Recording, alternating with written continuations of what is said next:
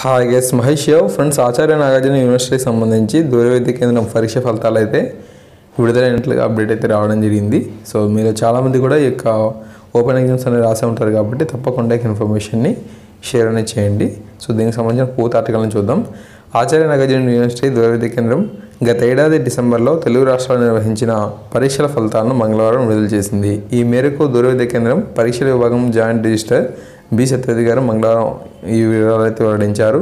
MSc microbiology, గణితం, MCom, MHRM, MSc zoology కోర్సులతో పాటు పలు పీజీ డిప్లొమా కోర్సుల పరీక్ష ఫలితాలను విడుదల చేసినట్లుగా తెలిపారు. ఫలితాలను వర్సిటీ వెబ్సైట్లో పొందుపరిచినట్లు కూడా వివరించడం జరిగింది. ఓకేనా. సో ఎంఎస్సి మైక్రోబయాలజీ కానీ, గణితం కానీ, ఎంకామ్ కానీ, ఎంహెచ్ఆర్ఎం కానీ, ఎంఎస్సి జువాలజీ కోర్సులతో పలు పీజీ డిప్లొమా కోర్సులు అయితే ఉన్నాయంట.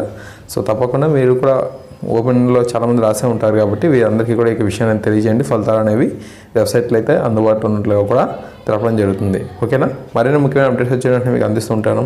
Thank you.